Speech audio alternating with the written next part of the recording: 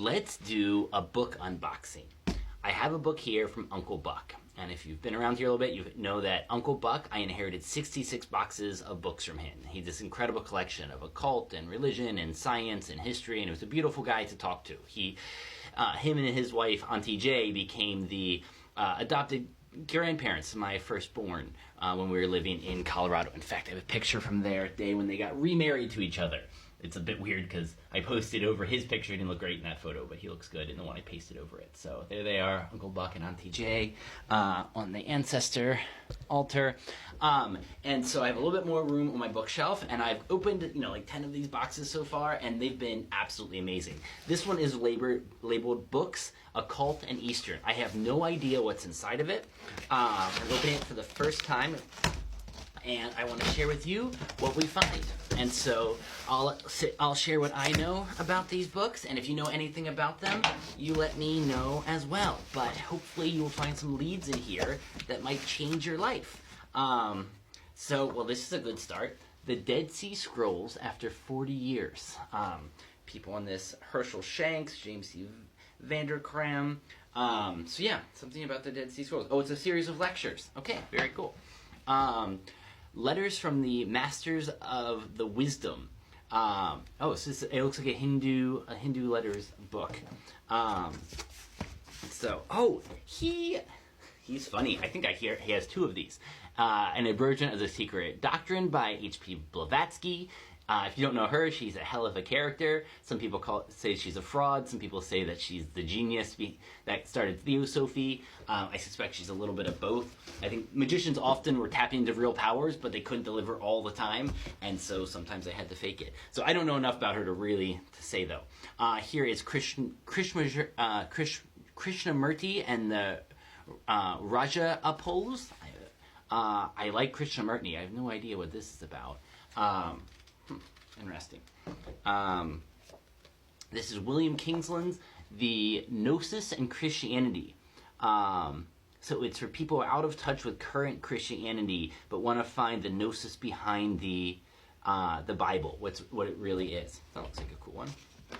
Here's a little guy. Oh, J.K. Chesterton and Orthodoxy. My father turned me on to him. He is one of the funniest cats in the world. Like, you don't have to care about religion. Just any essays by him, anything by him. So if him talking about 20th century Catholicism, that's right. He was a Catholic, wasn't he? He was a strong Catholic, but also, he was a smart guy and knew about a lot of the BS of Catholicism. So everything I've read by him on religion has been just great and insightful and very practical about how earthy religion needs to be. Also, it's a really great little alchemical symbol there on the back.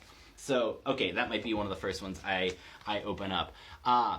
Here's Osborne on the Incredible Sai Baba, one of the great Hindu missionaries to the West, or missionaries, someone who turned us on. This one, he has this again.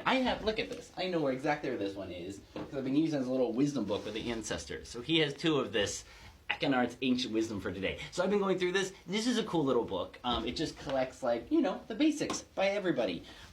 So I'll put that on the giveaway pile. This is, I think this is a double too. The Astral Body. So this is, I've heard about this one. This is actually supposed to be a really good compilation summary of the wisdom on the astral body by a guy named A.E. Powell. So this is from the Theosophical Classic series. Uncle Buck knew a lot of the Theosophic stuff, so there's a lot of Theosophic literature in here.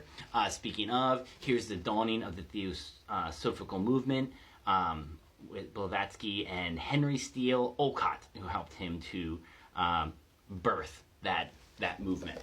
So yeah, if you're interested in the history of Theosophy, that's supposed to be a good book. Esotericism and Symbol initiates the reader into the tone, structure, mentality of ancient Egyptian knowledge, the wellspring of all Western theology and science. Okay, this looks good. Okay, so for any of you people into Egypt, Esotericism and the Symbol by Lubezik. Nature World, Vers Naturel. Written by a French esotericist and hermetic philosopher. Lubeck. This is the same guy as the last one. And he talks about his theme in this one is the intelligence of the heart and in living in harmony with nature. So he wrote this as soon as he got back from Egypt. One of those French cats who went to Egypt, came back, and found themselves changed. Pretty common. So we are halfway through my 10-minute allotment. That's pretty good. Esoteric Buddhism with an I Ching in the middle. That's odd. I don't know what that is. That's hexagram 61. Chung Fu. So this is by A.P. Sinnott. And this looks old. This is from the Theosophists. Yeah. Oh, this is from 1885. Esoteric Buddhism from 1885. Yeah, for any of you historians of the movement, this looks like it could be a really good one. Studies in Occultism by Blavatsky. That would be an interesting collection. It seems like it's a bunch of different authors. Oh no, it's just her. Okay, that makes sense. She was like that. Oh my God. Are you serious? Malleus Maleficarum? This was like the hammer. This was the church doctrine to destroy witches. This was a terrible book written in 1486 by two Dominican friars. One of the fucking Dominicans. This was the tool used to burn those 20,000 women who got burned to death during that time. This is fascinating to hold. It almost feels burning to the hands, though. Ugh, just awful stuff. Light on the Ancient World by Friho Shuon, by American Brahmin. Yeah, so there's that one, in case it interests you. Let's see what else we got. Masters and Men by Virginia Hansen. What's it say? The Human Story in the Mahatma Letters. A fictionalized account. It's about these, fictionalized letters from an ancient Buddhist. This is a story of some famous letters between a great master and some visitors. She fictionalized the account of it. So that might be interesting. Raphael, the Threefold Pathway of Fire, offers an answer to the authentic sense of quest and the completeness beatitude. So this is the alchemy of love, love of beauty, traditional metaphysics. So this is kind of a Hindu take on alchemy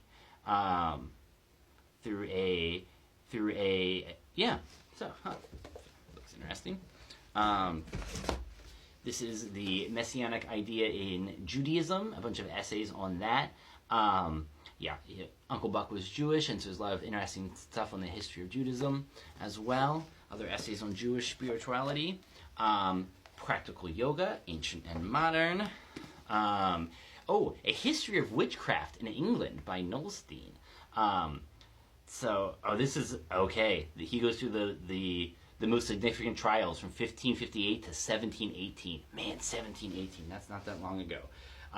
This seems like a really good history of those witchcraft trials that we were just talking about.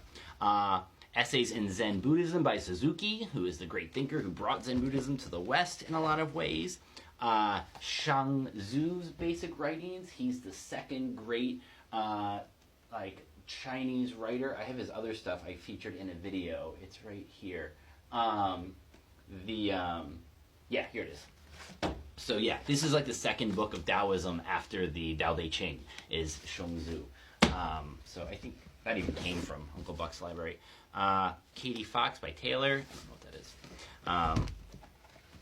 The Sacred Pipe. Oh, this is famous in Native American lore. This is Black Elk's account.